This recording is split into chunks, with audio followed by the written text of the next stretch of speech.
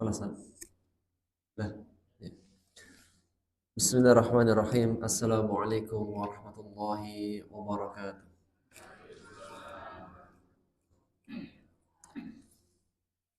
Alhamdulillah wassalatu wassalamu ala Rasulillah wa ala alihi wa sahbihi wa mawalah amma ba'd. Rabbi shrah li sadri wa yassir li amri wahlul 'uqdatam min lisani yafqahu qawli. Allahumma inna nas'aluka 'ilman nafi'an wa rizqan halalan wa 'amalan mutaqabbala. Allahumma inna na'udzu bika min 'ilmin la yanfa' wa min qalbin la yakhsha' wa min nafsin la tashba' wa min 'ainin la tadma' wa min da'watin la yustajabu laha. Alhamdulillah, segala puji bagi Allah yang dengan nikmat dan taufiknya Allah mudahkan kita untuk melangkahkan kaki menjalankan kewajiban kita sebagai seorang mukmin, yaitu salat subuh secara berjamaah. Dan setelahnya kita akan lanjutkan bermajelis bersama, menuntut ilmu bersama untuk kita mengenal siapa Rabb kita, siapa Nabi kita, dan agar kita mengetahui tentang perkara agama kita. Dan sesungguhnya di antara orang yang Allah tidak sukai adalah mereka sebagaimana sabda Rasulullah sallallahu alaihi wasallam, innallaha la yubghidu. Sesungguhnya Allah Subhanahu wa taala membenci seseorang alimun bid dunya wa jahilun bil akhirah, yang mereka pandai dalam urusan dunianya namun sangat bodoh dan tidak mengetahui tentang perkara agamanya. Jemaah yang Allah muliakan. Kita akan membahas tentang tafsir dan kandungan dari surat Al-Insyiqaq. Dan di pertemuan bulan lalu kita sampai pada ayat yang ke-9 ya. Setelah Allah menegaskan tentang fenomena-fenomena hari akhirat, maka di hari akhirat manusia akan terbagi menjadi dua golongan. Golongan pertama adalah mereka yang diberi kitabnya dengan tangan kanannya. Lalu mereka akan dihisab dengan hisaban yasiron, hisab yang ringan mudah.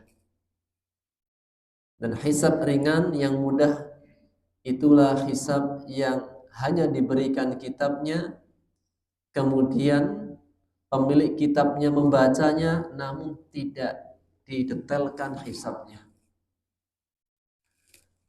Karena sebagaimana hadis Aisyah radhiyallahu anha ketika menanyakan kepada Rasulullah sallallahu alaihi wasallam tentang sabda beliau. Beliau bersabda dalam Sahihain dari sahabat Abu Hurairah, "Man nuqisha faqad halak." Siapapun orang yang jika dihisab pada hari akhirat pasti celaka. Siapapun yang ketika ditanya dengan detail tentang amalnya, amal apa saja itu, baik amal catatan amal yang baik maupun yang buruk, jika ditanya dengan detail, siapapun dari kita halak, pasti dia akan celaka. Maka Aisyah mengatakan, lantas bagaimana dengan firman Allah, fasawfa yuhasabu hisaban yasira, maka dia akan diperiksa, dihisab dengan hisab yang ringan. Maka Rasulullah SAW bersabda, dalikal ard, itu hanya sebatas pemaparan saja namun tidak didetailkan tentang hisabnya. Dan itulah di antara makna bahwasanya Allah Maha Pengampun. Seorang hamba mendapatkan ampunan dari Allah Subhanahu wa taala.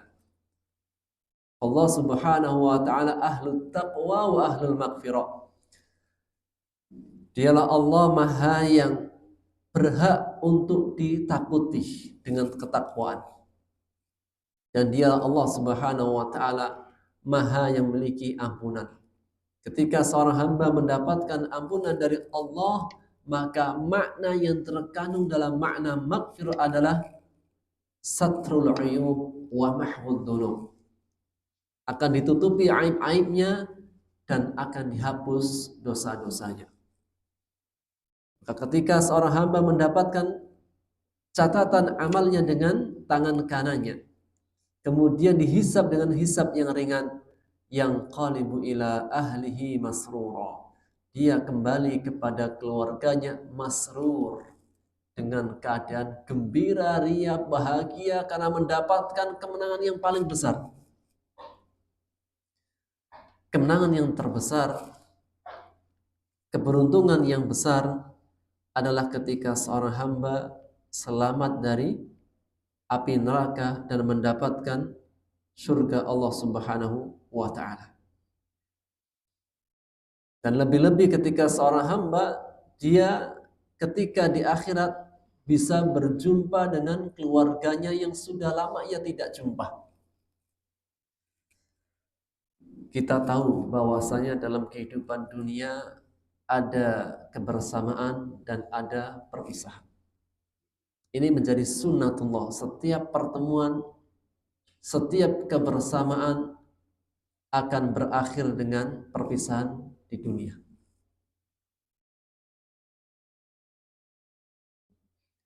Namun ingat, seorang mukmin harus ingat dan sadar dan meyakini seyakin-yakinnya bahwasanya setiap perpisahan di dunia kelak akan ada perjumpaan yang abadi.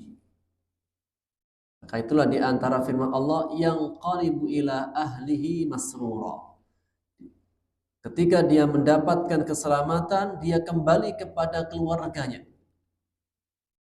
Dan tidak ada kemenangan, keberuntungan, kesuksesan yang paling besar yang Allah istilahkan dengan faza, menang, seperti kemenangan seseorang ketika selamat dari neraka dan masuk surganya Allah. Maka itulah di antaranya firman Allah dalam surat Ali Imran di ayat 185, Allah menegaskan, A'udzu billahi minasyaitonir rajim. Kullu nafsin dha'iqatul maut. Setiap jiwa pasti merasakan yang namanya kematian. Setiap dari kita. Dha'iqatul maut, merasakan kematian. Dan kematian memiliki sakarat. Innal mauti sakarat. Rasulullah SAW menegaskan, innal mauti sakarat. Sesungguhnya kematian itu punya sakaratnya. Sakarat adalah rasa yang bikin orang tidak sadar. Sakit yang itu adalah sakit. Sakit yang seseorang sampai bikin dia tidak sadar. Namun ingat bahwasanya seorang mukmin ketika dia mendapatkan rasa sakit itu salah satu di antara penghapus dosanya. Maka setiap hamba, setiap nyawa pasti merasakan kematian. Dan kematian itu punya sakaratnya. Namun bagi seorang mukmin, sakaratul mautnya jadi sebagai kafarah, penghapus dosanya. Maka ketika dia wafat, Allah menegaskan, wa innama tuwaffawna ujurakum yaumal qiyamah. Sesungguhnya kalian akan diberikan balasan yang sempurna pada hari kiamat. Balasan yang sempurna itu tidak ada di dunia. Balasan yang sempurna itu hanya ada di akhirat. Sehingga kenikmatan akhirat itulah kenikmatan yang seutuhnya, yang sempurna. Tidak ada balasan yang Allah katakan balasan sempurna seperti balasan akhirat. Karena memang kesempurnaan itu hanya ada di akhirat. Baik dalam perkara nikmat yang baik maupun nikmat yang buruk. Adapun dunia semuanya tidak ada yang sempurna. Baik balasan baiknya tidak akan sempurna. Baik balasan buruknya tidak akan sempurna. Sehingga Allah ketika mengistilahkan siksa dunia dengan istilah al-adabul adna. Siksa yang ringan. فَلَنُذِيقَنَّهُمْ مِنَ الْعَذَابِ الْأَدْنَى دُونَ الْعَذَابِ الْأَكْبَرِ لَعَلَّهُمْ يَرْجِعُونَ. Dan sungguh benar-benar kami akan timpakan, rasakan kepada mereka siksa yang ringan. Maka Allah katakan siksa dunia al-'adzabul adna, siksa yang ringan, yang kecil. Maka ketika diberikan balasan yang sempurna, seperti apa kesempurnaannya? Allah menegaskan faman zuhziha 'anil nar wa udkhilal jannah faqad faz. Maka barang siapa yang dijauhkan dari api neraka dan masuk surga, itulah faz, kemenangan. Maka kemenangan yang Allah istilahkan menang seutuhnya adalah ketika seseorang dijauhkan dari api neraka dan masuk surganya Allah. Dan Allah menegaskan wamal hayatud dunya illa mata'ul ghurur. Dan tidaklah kesenangan dunia itu hanya kesenangan yang menipu. Menipu. Kenikmatan dunia itu terbatas. Tak seutuhnya. Bertempo dan berkurang. Oleh karenanya kalau seseorang mencari kesempurnaan di dunia, itu nggak akan ada. Karena memang Allah tidak pernah mengatakan dunia itu sempurna. Balasannya sempurna hanya di akhirat. Dan kehidupan dunia pasti berkurang, pasti tidak sempurna. Oleh karena Allah mengatakan mata'ul ghurur, kesenangan yang menipu. Dilihatnya kayak kesenangan, tapi kalau sudah sampai sana biasa. Sehingga kalau kita perhatikan beberapa ayat menegaskan kehidupan dunia seperti kayak permainan. Fata morgana. Kesenangan yang menipu.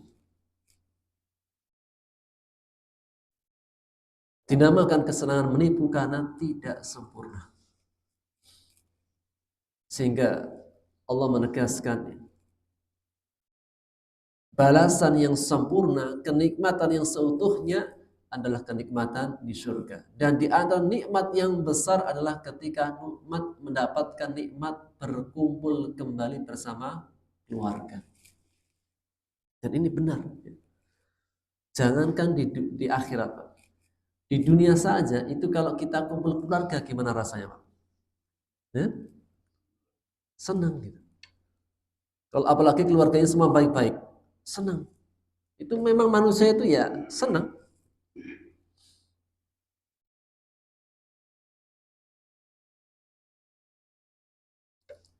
Senang dengan ya perjumpaan dengan keluarga.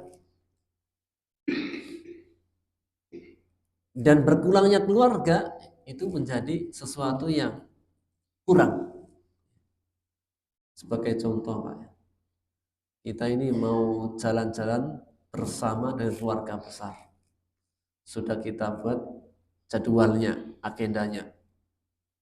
Kita akan umroh bareng misalnya. Diagendakanlah gitu. Akhir Desember ya, insya Allah ya. Ya Pak ya. Insya Allah akhir Desember ya. Insya Allah. Ini berangan-angan saja. Nggak tahu Desember yang tahun berapa gitu, nggak tahu. Pokoknya Desember dulu gitu. Apakah 2027, 2030 semua. Sepakat keluarga besar semuanya, Desember kita berangkat, ternyata pas hari hanya ada salah satu di antara saudara kita yang sakit. Akhirnya kita, mau nggak mau dia pasti tidak bisa ikut. Namun sudah dipesan semuanya, tiket sudah semuanya, kemudian ini kan sudah umroh mandiri, Pak ya. Ya kan? Ini sudah umroh mandiri, Pak ya. Sudah bisa umroh mandiri kan ya? Ya. Sehingga nggak pakai travel, Pak. Jadi harganya agak lumayan ringan. Ketika Mas sudah berangkat semuanya, ternyata ada yang ketinggalan satu. Meskipun berangkat semuanya, senang nggak berangkat? Senang. Tapi dalam perjalanannya sampai sananya, itu masih ada yang kurang. Kenapa? Karena ada yang tertinggal. Ada yang berpisah.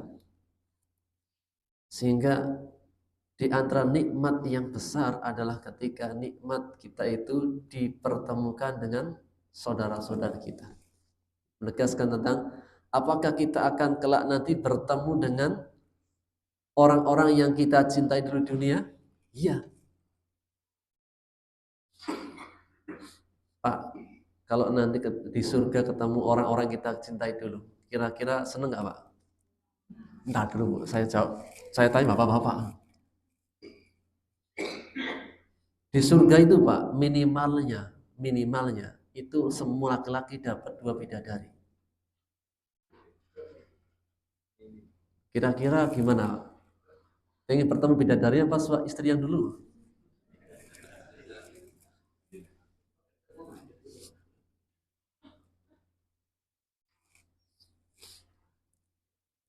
Sudah takut jawabnya Bu.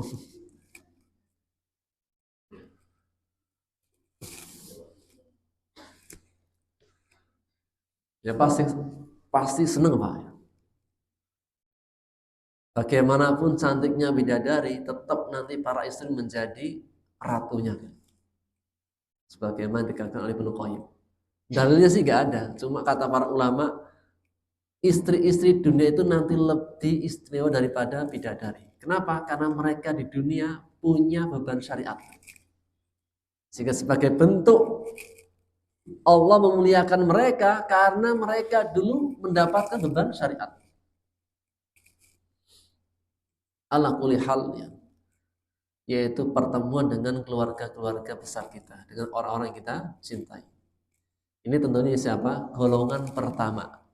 Golongan yang mereka akan mendapatkan catatan kitabnya dengan tangan kanannya.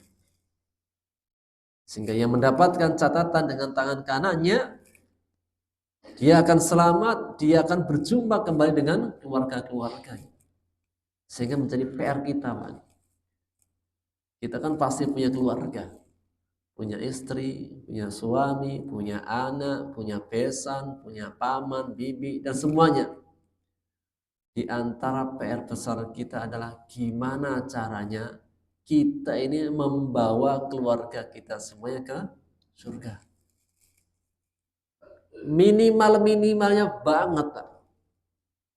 Kita selamat dulu. Setelahnya baru keluarga. Itulah firman Allah dalam surat At-Tahrim. Anfusakum wa ahlikum naro. Jagalah, peliharalah, selamatkanlah dirimu dulu. Baru keluargamu, keluarga kecil. Lafaz ahl dalam bahasa Arab itu istri. Atau keluarga yang langsung, keluarga kecil, yaitu istri anak. Sehingga juga menjadi tanggung jawab seorang laki-laki. Seorang laki-laki suami itu harus bisa menjaga istri dan anak-anaknya dari api neraka. Jadi suami yang baik adalah suami yang dia bisa menyelamatkan istri dan anak-anaknya dari siksa api neraka. Ini apa? Tanggung jawab yang besar.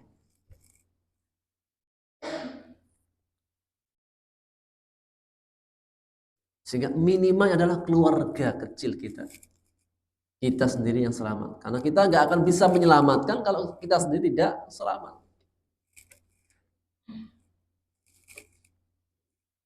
Jadi pertama apa? Selamatkan diri dulu. Kemudian baru istri dan anak. Jangan udahlah saya ikhlas, yang penting istri saya dan anak saya masuk surga, saya nggak apa-apa. Bukan gitu. Karena dia belum merasakan betapa dahsyatnya siksa neraka. Seandainya dia tahu dahsyatnya neraka itu nggak akan mungkin terucap kata-kata seperti itu. Nggak apa-apa lah saya ikhlas, yang penting apa? Istri saya dan anak saya masuk surga. Kan ada gitu Pak. Ustaz, ini saya nitip anak saya biar jadi anak soleh, Jadi anak saya masukkan pesantren biar jadi penghafal Quran, jadi anak soleh, udah biarin apa anak saya yang selamat.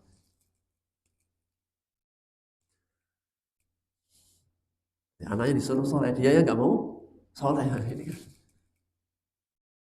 Atau dia masih berharap, nah anak saya saja Ustaz yang jadi penghafal Quran biar nanti dapat syafaat, saya tak nunggu saja. Anaknya dijadikan tumbal, tumbal penyelamat. Ya, iya kalau istilahnya mendapatkan syafaat. Karena syafaat itu iya, seorang penghafal Quran itu punya hak syafaat. Anak yang baik punya hak syafaat. Tapi ingat, syafaat itu tidak berdiri sendiri. Kalau enggak Allah ngasih izin, nggak boleh. Syafaat itu punya dua syarat. Syarat yang pertama,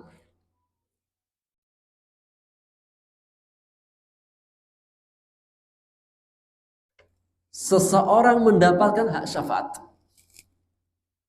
Yang kedua, ridho syafi'. Ridho masyru' wa ridho syafi'. Bahwasanya Allah ridho orang yang dikasih syafaat. Jadi Allah ridho kepada orang yang dikasih syafaat. Jadi si A punya hak syafaat, dia akan memberikan syafaat kepada orang tuanya. Tapi orangnya ini nggak layak, nggak berhak mendapatkan syafaat, maka apa? Tertutup. Sehingga untuk mendapatkan syafaat pun ada syaratnya. Satu, ada hak syafaat. Dua, Allah ridho. Sehingga dari sini memotivasi kita untuk jadi orang baik semuanya bareng-bareng. Dan tidak menyerahkan. Indalih, kamu saja jadi anak soleh itu. Biarkan bapak kayak gini gak apa-apa. Enggak gitu. Tetap apa? Kaidah Qur'annya ku anfusakum wa ahlikum. Apa artinya ku anfusakum? Peliharalah diri kalian dulu. Setelahnya baru keluarga. Karena gimana keluarga akan baik jika kita sendiri sebagai kepala keluarga tidak baik? Gimana anak kita mau jadi baik? Kita saja sebagai orang tua tidak mencontohkan orang yang baik.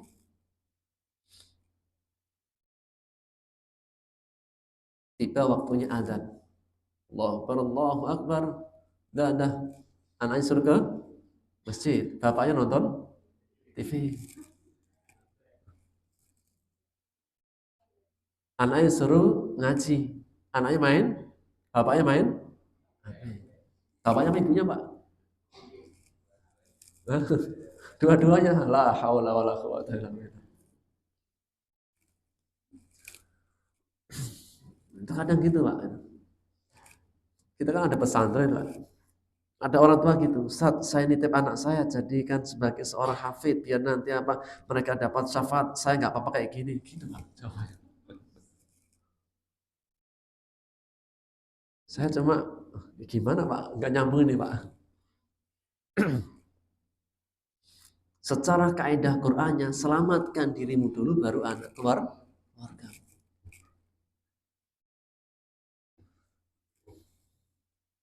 Karena siksa neraka itu tidak seperti kayak di dunia. Siksa neraka itu, andai kata seseorang itu bisa menjadikan tebusan anaknya, ditebus dengan anaknya.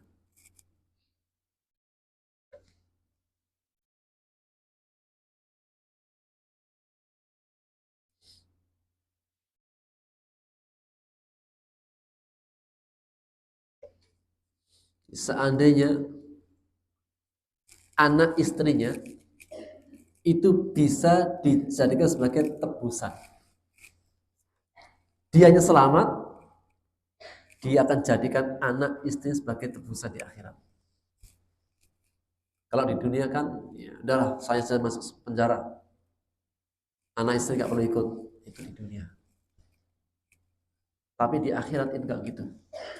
Karena siksa akhir itu sangat-sangat dahsyat. Fayauma idzin la yu'adzibu 'adzabahu ahad wa la yusiku wasaqahu. pada hari itu tidak ada seorang pun yang pernah disiksa seperti siksaannya. Tidak pernah ada seorang pun yang pernah diikat seperti ikatannya. Maksudnya sangat dahsyat. Allah menegaskan tentang seandainya orang itu bisa menjadikan tebusan anaknya, maka dijadikan sebagai tebusan. Allah berfirman dalam surat Al-Ma'arij di ayat 11. Yubassarunahum. Surat Al-Ma'arij ayat 11 sampai 15. Yubassarunahum, mereka saling memandang. Ketika dibangkitkan hari akhir, semua itu saling melihat. Orang tua, anaknya, keluarganya, tetangganya, semua orang saling melihat. Yawaddul mujrimu law yaftadi min adabi yaumi idzin bibanihi. Seorang yang pendosa, seorang yang mujrim, seorang yang durhaka kepada Allah ingin seandainya mereka bisa menjadikan sebagai tebusan dari siksa di hari itu dengan anak-anaknya. Bayangkan. Seorang mujrim pendosa yang durhaka kepada Allah, seandainya dia bisa menjadikan sebagai tebusan. Siapa? Anak-anaknya. Wa sahibatihi wa akhi. Istrinya dan saudaranya. Wa fasilatihi allati tu'i, dan semua keluarga besarnya yang melindunginya. Wa man fil ardi jami'an tsumma yunji, dan semua orang yang ada di muka bumi seandainya bisa dijadikan sebagai tebusan, dia jadikan sebagai tebusan agar dia selamat.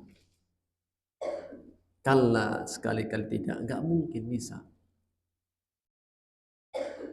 Kenapa enggak bisa dijadikan sebagai tebusan, Pak? Karena masing-masing orang dengan amalnya. Nafsi, nafsi, diriku, diriku.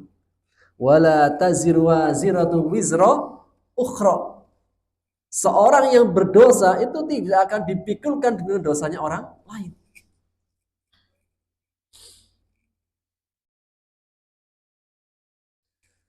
Seorang ayah akan diminta, jika anaknya berbuat dosa, orang tuanya kena dosa enggak? Nanti kan wala taziru waziratu wizra ukhra. Seorang yang berdosa tidak akan dipikulkan dengan dosanya orang lain. Pertanyaannya sekarang, kalau ada anaknya yang tidak baik, berbuat dosa, orang tuanya kena dosa tidak?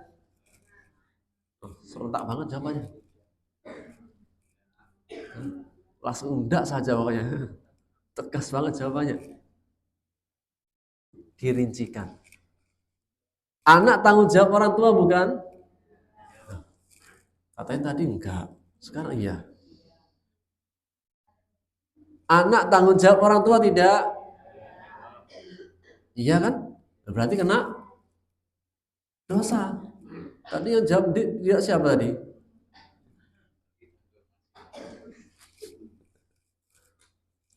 Jika anaknya berbuat dosa, orang tuanya membiarkan dosanya, tidak memberikan peringatan, tidak menasehatinya, berarti dia telah menyia-nyiakan amanah. Anak itu amanah. Apa itu amanah? Tanggung jawab. Titipan, tanggung jawab. Jika dia menyia-nyiakan amanahnya, maka dia kena dosanya. Tanggung jawab dia. Tapi kalau sudah dididik dengan baik, dinasehati, diarahkan, sudah dikasih nasihat, masih berbuat dosa, baru lepas tanggung jawab.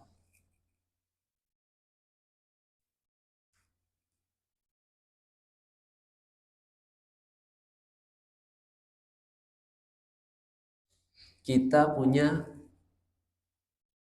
contoh-contohnya. Kita punya peliharaan sapi. Ketika melihara sapi, sapinya nggak kita ikat. Kita biarkan lepas gitu. Akhirnya sapinya apa? Nyerunduk rumahnya orang, memecahkan kacanya. Yang punya sapi tanggung jawab enggak? Kenapa? Karena milik dia. Dan ketika dia meletakkan sapinya tidak diikat. Itu amanah.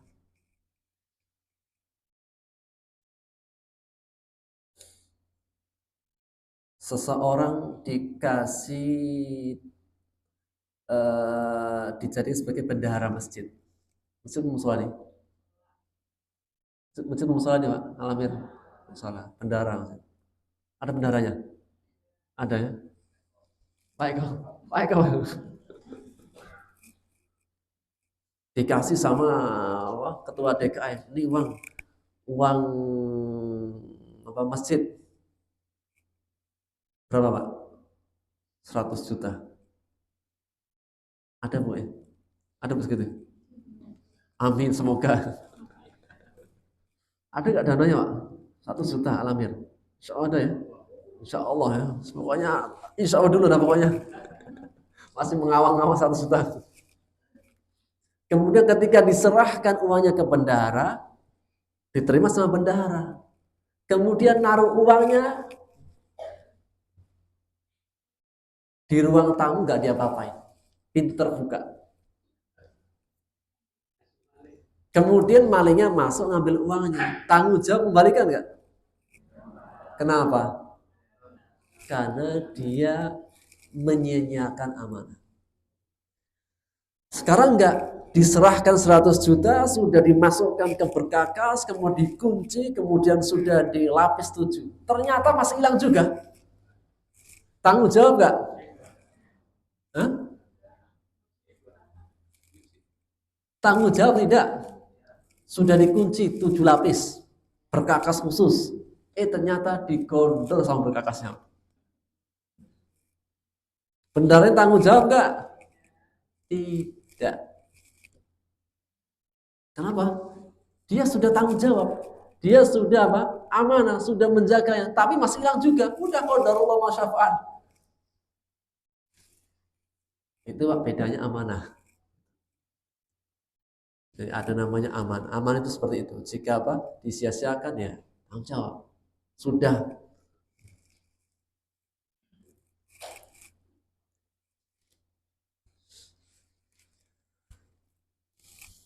Maka tanggung jawab itu apa? Ringan apa berat? Tanggung jawab ringan apa berat? Beneran. Punya istri berat gak Pak? Ntar jawab Bapak yang saya tanya. Pak, punya istri tanggung jawab berat apa ringan? Masya Allah. Tuh Bu, dengerin. Ternyata bapak-bapak cepet tua itu karena istri. Masya Allah. Makanya bersyukur punya suami Bu. Benar pokoknya dah. Harus taat sama suami pokoknya. Kasihan bapak-bapak, cepet tuanya semua nih. Banyak ubannya semua kan.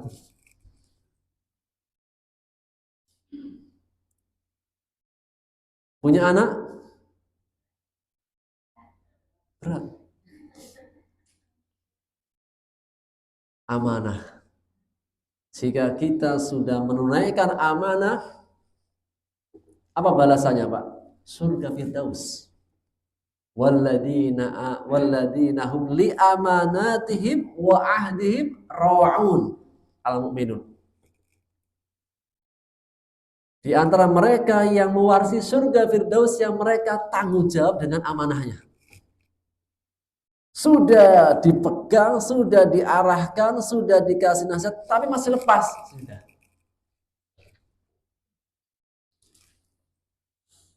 Baik, kembali kepada ayat. Ayat setelahnya, wa amma man utiya kitabahu wara'a dhahri. Adapun siapa orang yang diberikan kitabnya dari belakang punggungnya. Di ayat yang lain, bishimalihi, dari sebelah kiri. Gimana cara menggabungkannya? Dalam surat Al-Insyiqaq diberikan kitabnya dari belakang punggungnya. Dalam surat Al-Haqqah di ayat 25, Allah mengatakan, adapun orang diberikan kitabnya dari tangan kiri. Kontradiktif atau sama? Satunya dari belakang punggung, satunya dari tangan kiri. Sama atau beda? Tangan kiri sama punggung? Beda. Gimana cara menggabungkannya? Di sini pentingnya ilmu tafsir. Maka kata para ulama tafsir menggabungkan dari ayat. Bahwasanya pembagian kitab itu hanya dua. Kalau nggak tangan kanan, tangan terus gimana dengan belakang punggungnya? Karena dia sangat malu dengan kitabnya, maka dia tidak mau menoleh. Pak, kita ini kalau dulu kan pernah kan terima rapot. Dulu ketika nerima rapot itu kita langsung apa orang tuanya? Orang tuanya. Dulu saya langsung ya. Itu kalau kita nerima rapot kita punya bayangan bagus-bagus gimana? Senang kita, bangga. IPA 9, IPS 9, bahasa Inggris 9, matematika 9. Bangga kita. Coba kalau apa? Nilainya dari 1 sampai 9 semuanya merah-merah semua. Gimana, Pak? Dipantang lagi di depan apa? Layar. Kira-kira datang nggak kita? Itulah Pak bayangannya. Dan kalau di sekolah itu hanya satu kelas paling 25 orang, 30 orang. Ini apa? Semua makhluk, di hadapan semua makhluk. Makanya tidak ada aib yang paling berat seperti aib ketika dibuka di padang mahsyar. Satu komplek, enggak satu komplek, satu dunia, seluruh dunia tahu tentang aib-aib kita, tahu tentang catatan-catatan merah kita.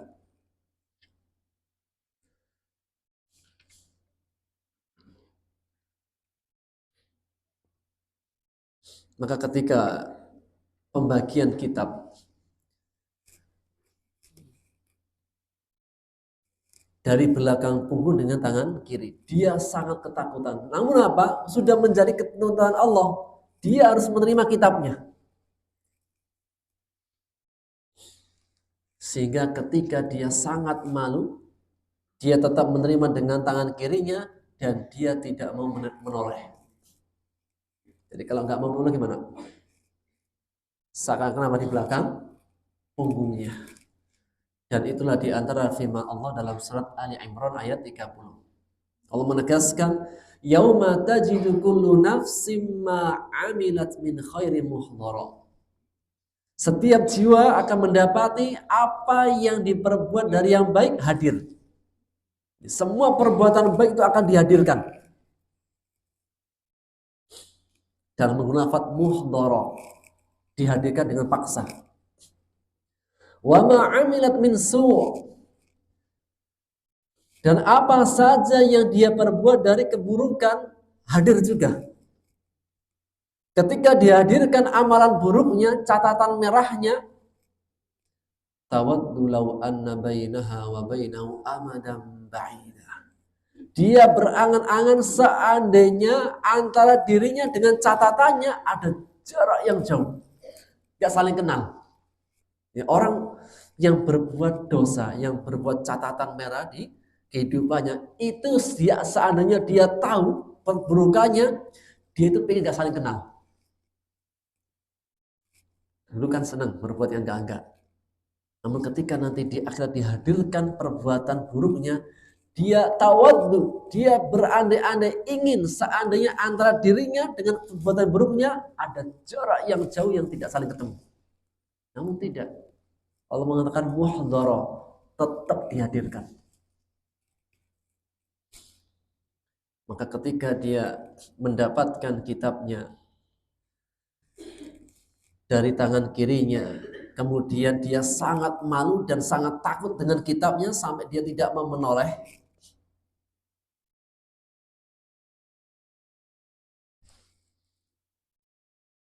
maka dia mengatakan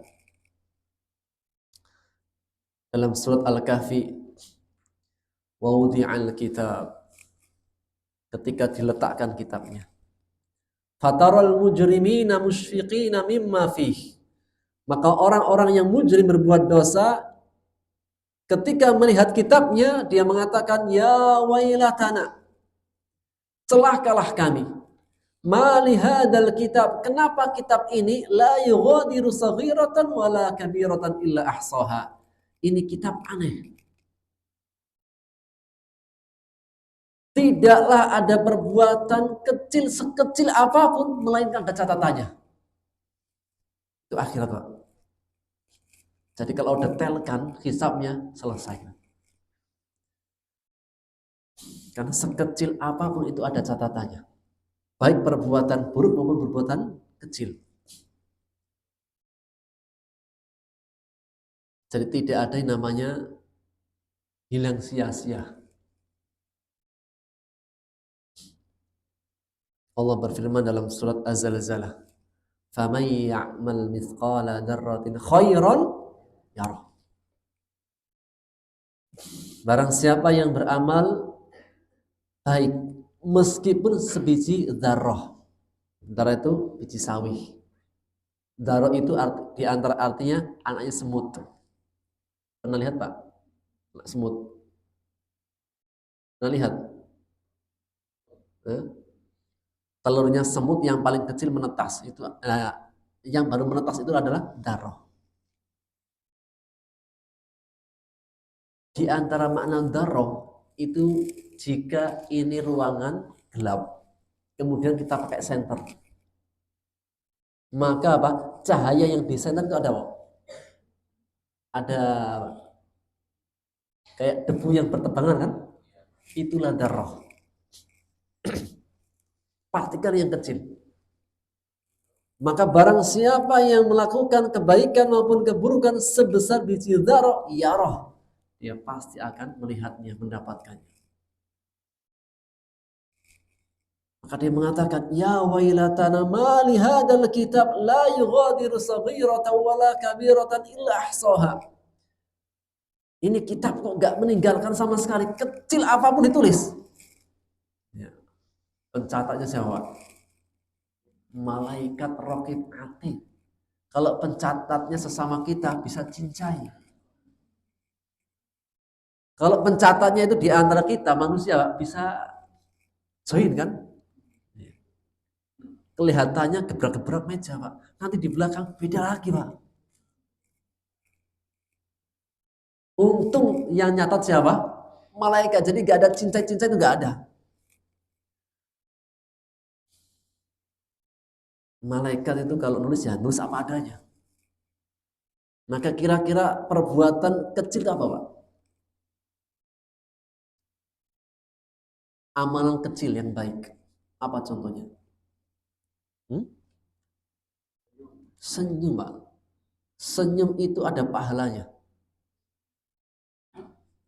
Senyum itu ada pahalanya. Sedekah. Dan istri kalau sering senyum sama suaminya, itu sedekahnya paling banyak itu. Benar. Masa kalah sama tukang 3S ya. Ketika masuk apa? 3S tuh. Salam, sapa, senyum. Kita kalau masuk mana? Mall itu apa? Langsung senyum. Masa kalah sama tukang mall, itu pahalanya paling banyak tuh. Kalau ikhlas. Ini nggak tahu ikhlas apa karena kerjaan ya. Ya, bisa dijadikan ikhlas lah kan. Kerja tapi apa? Saya jadikan sebagai ladang pahala. Pahala itu, Pak. Meskipun terpaksa. Tapi apa? Kalau dia ikhlas karena Allah, dijadikan sebagai niat karena Allah, pahala itu. Menyingkirkan duri di tengah jalan. Ini jalan. ada paku atau beling lah gitu. Disingkirkan. Ya Allah, aku singkirkan duri ini apa? Dia tidak mengenai orang yang lewat. Ini pahala yang besar. Berapa banyak amalan kecil itu menjadi besar pahalanya karena niat. Sebaliknya berapa banyak amalan besar rusak karena niat. Jadi jangan pernah meremehkan perkara kecil. Karena kita tidak tahu di mana kalau tak rahmat Allah yang turun.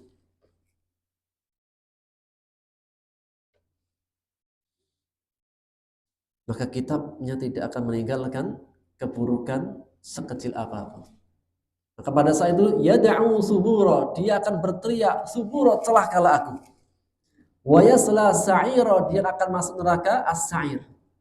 Innahu kana fi ahlihi masrura.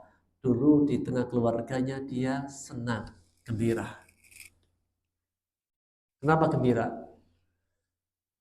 Gembira dengan perbuatan dosa. Ini ciri-ciri orang yang tidak beriman. Ciri-ciri orang kafir yang tidak beriman dengan akhirat.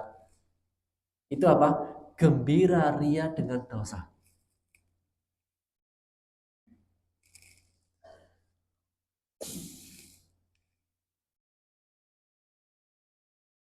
Di antara manusia itu ada yang kalau dosa itu senang.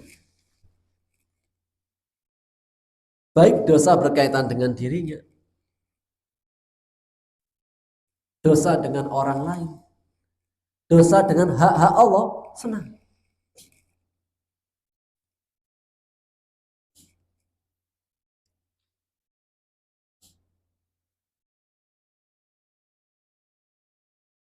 Bergoyang-goyang tanpa menutup aurat, senang apa enggak senang? Senang, Pak. Mana buktinya? TikTok, Pak. Goyang TikTok itu banyak ibu-ibu itu. Itu banyak ibu-ibu beneran, Pak.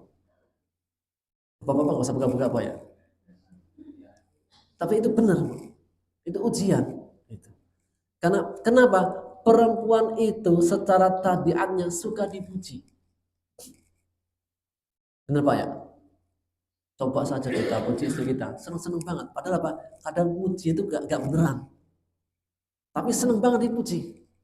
Makanya seorang apa? Fitnahnya seorang perempuan itu adalah hari ini adalah medsos.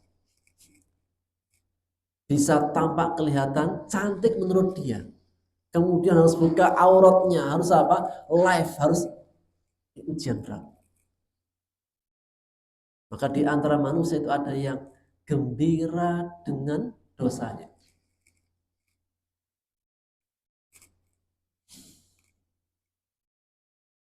Baik dosa terhadap diri sendiri, orang lain, maupun kepada hak Allah. Kan dosa kan ada diri sendiri. Contoh dosa terhadap diri sendiri, ya tadi.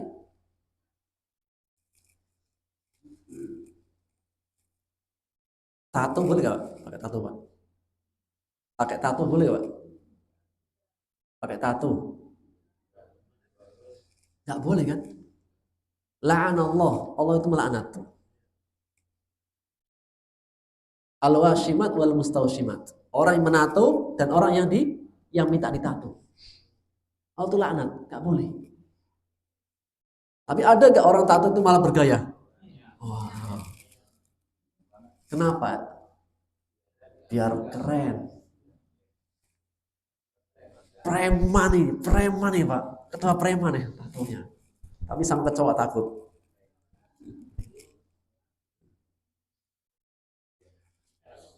Kenapa?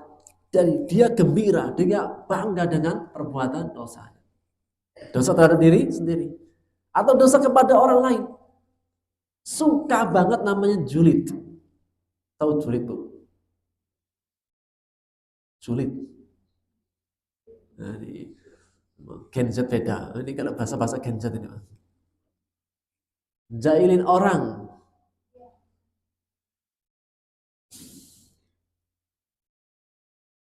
Atau berbuat aniaya. Sekarang ini Pak, Masya Allah Pak ya. Hari-hari ini tuh ada berita yang berat lah gitu bagi kaum muslimin. Apa itu? Perang di Sudan. Kalau kita buka medsos ada perang di Sudan. Sudan itu ya Afrika ya. Saya itu Pak, di antara dosen-dosen kami itu orang Sudan, dulu di Libya. Di antara semua dosen, orang Saudi kah, Mesir kah, orang mana, di antara orang yang tabiatnya lembut, itu orang Sudan. Di orang-orang hitam, itu lembut-lembut. Sejauh yang saya kenal, dan semuanya gitu. Orang Sudan lembut-lembut. Karakternya agak mirip kayak orang Indonesia. Kalau orang Arab, orang Mesir, ya semuanya gitu, siapa? Tabiatnya keras. Tapi orang Sudan lembut, kayak orang Asia. Hari ini terjadi peperangan di Sudan. Itu apa? Bunuhnya itu kayak gak manusiawi. Maksudnya manusia itu terkadang kalau sudah kena dosa, itu terkadang apa? Manusiawinya hilang. Sifat kemanusiaan hilang. Padahal yang berbuat jahat, kalau diperlakukan dengan hal yang sama, mau nggak? Gak mau. Makanya Allah itu ketika mengatakan manusia itu seperti binatang, bahkan lebih sesat. Maksudnya kalau sudah kehilangan sifat kemanusiaannya, itu melebihi binatang. Binatang saja itu kalau andanya bisa ngomong, heran. Kok manusia sekejam itu ya?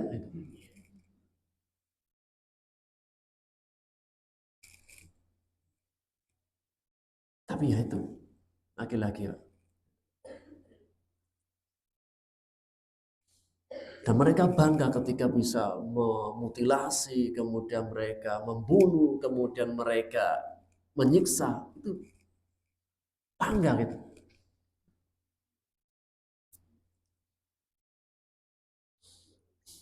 Dan laki-laki apa? Tadi, kalau sudah berbuat dosa itu, la haula wala quwata illa billah. Innahu dhanna an la yahur. Dulu gembira dengan dosanya. Yang kedua Pak, disebutkan dosanya, dhanna an la yahur. Dulunya menyangka dia tidak akan kembali ke akhirat. Maksudnya dia itu tidak punya iman dengan adanya hari akhirat. Kenapa diberikan kitabnya dengan tangan kirinya dari belakang punggungnya? Di antara dosanya tidak yakin dengan adanya hari kembali.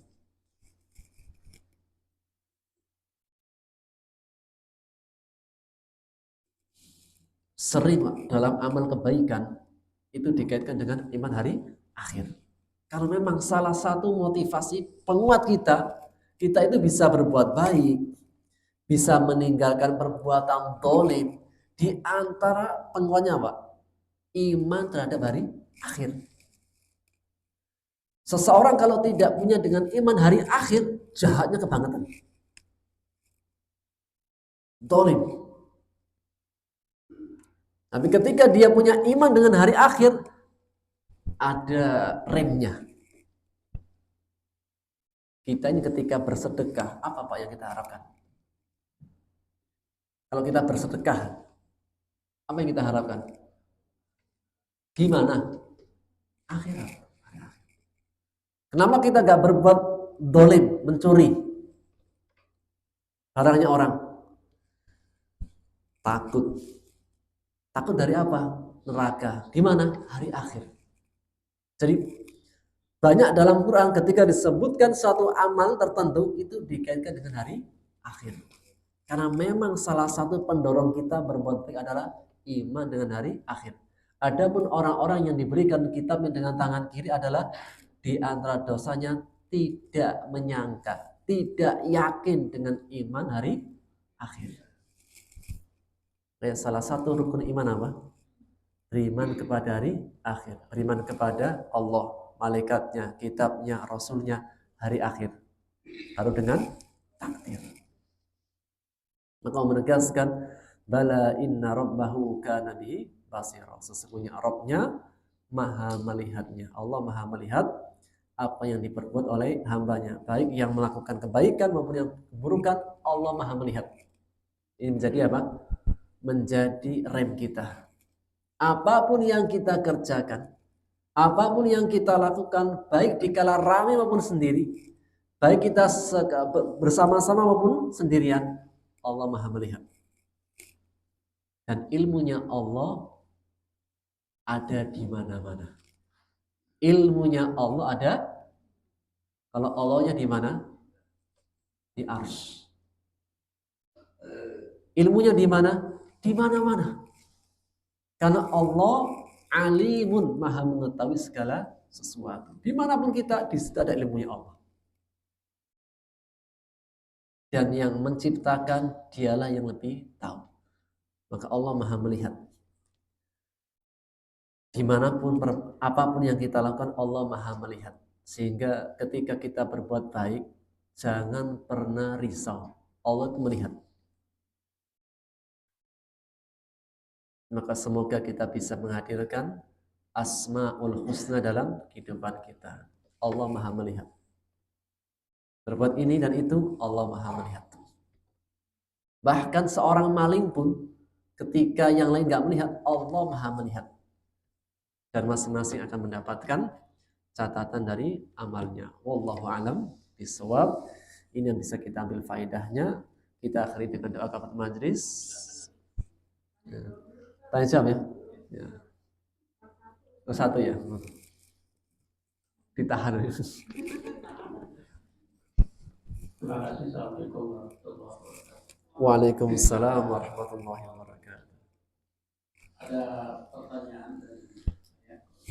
Yang pertama, tadi kesimpulannya bahwa manusia itu hanya ada dua yang mendapatkan kitab, dua macam. Langganan dan mandiri. Langganan bagi orang beriman. Mandiri apakah juga kesimpulan juga untuk orang yang kafir. Kemudian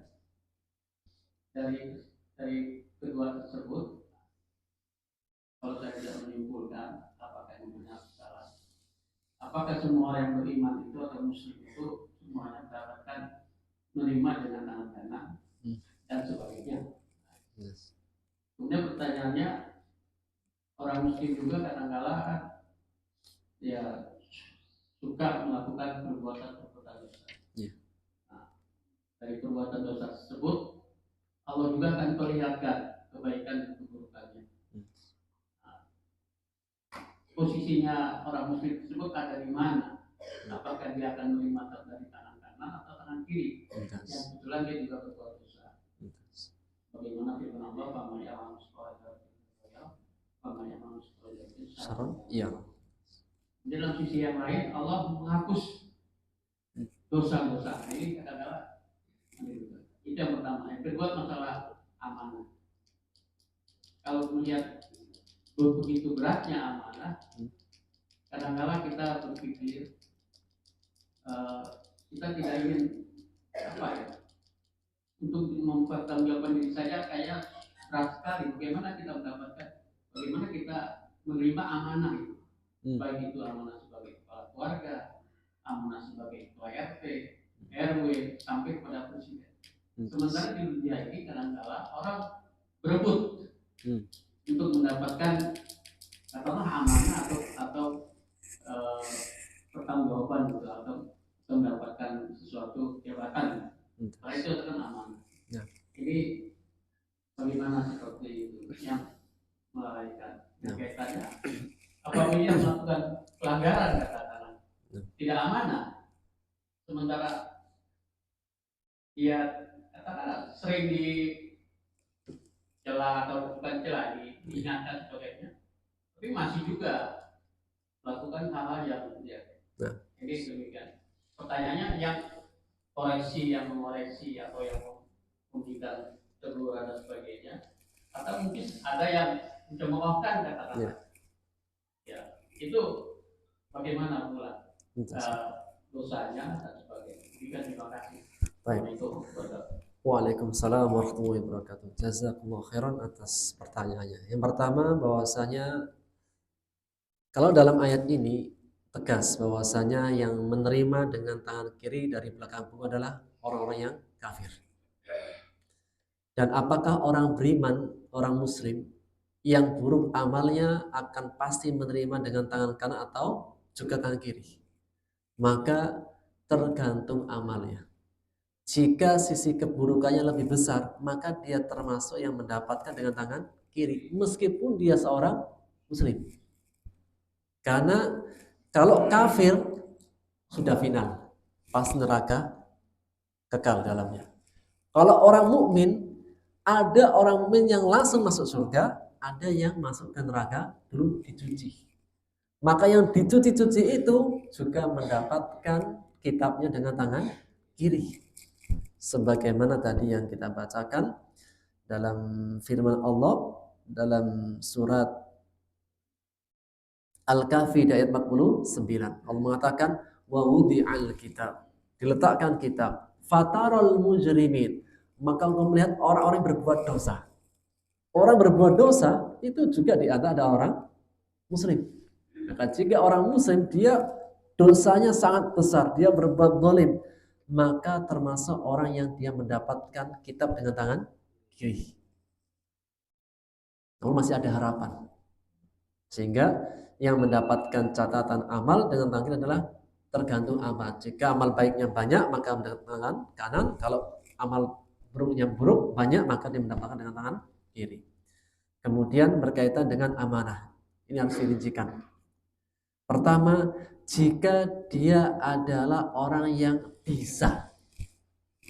Jadi pertama nih, seseorang ketika dikasih amanah, ya sudah, mau nggak mau harus. Jika dia nggak meminta dan orang meminta dia untuk mengemban, bismillah dijalankan. Semoga Allah bantu. Namun hukum asalnya amal itu jangan diminta. Tapi kalau dikasih, jalankan. Ada keadaan tertentu yang jika seseorang tahu tentang kebaikan pada dirinya, dia harus mengambil. Jadi dalam amanah itu ada yang jangan meminta. Tapi kalau dikasih dan mampu, bismillah, tawakal Allah. Ada yang amanah, dia harus minta. Sebagaimana kisahnya Nabi Yusuf. Nabi Yusuf itu ketika ditawari jadi menteri, disuruh milih.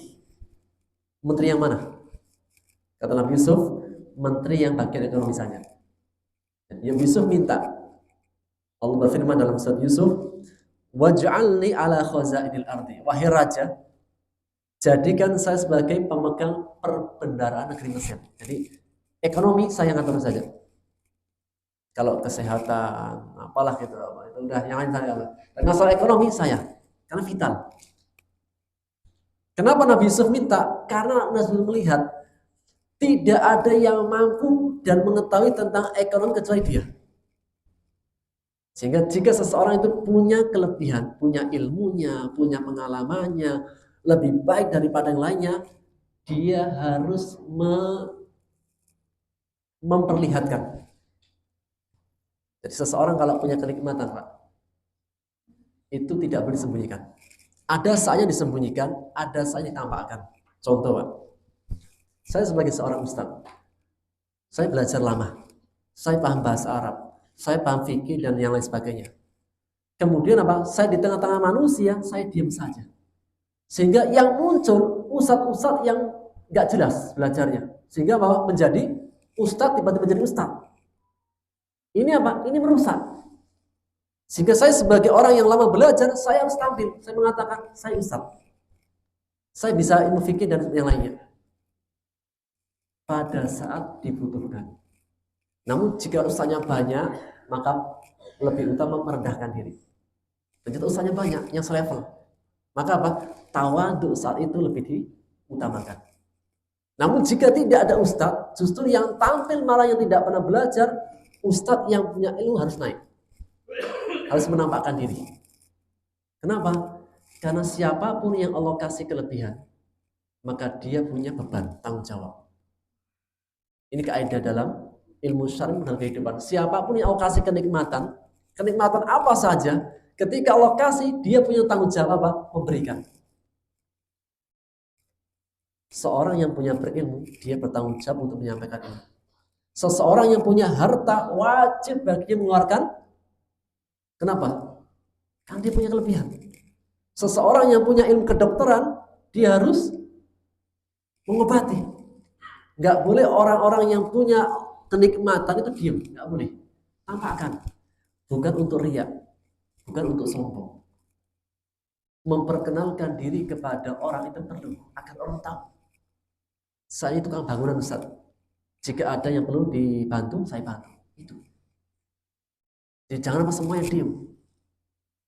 Yang ahli Quran diam. Akhirnya yang maju jadi imam, yang nggak pernah belajar Quran. Sehingga apa? Ada keadaan tertentu, amanah nggak boleh diminta. Tawadhu lebih utama. Ada keadaan tertentu, ketika ada peluang, yang lain nggak ada, disuruh untuk menampilkan diri. Sebagaimana Nabi Yusuf. Wallahu a'lam bishawab, karena rinciannya nanti hari Jumat, ini tentang amanah. Dan tentang amanah itu ada rinci-rinciannya. Ada saatnya kita itu tawadhu. Ada saatnya nggak boleh tawadhu, tampil. Ketika mengeluarkan zakat, diam-diam apa dikeluarkan? Kalau punya uang lebih, waktunya zakat, dikeluarkan apa diam-diam saja? Dikeluarkan. Ada saatnya.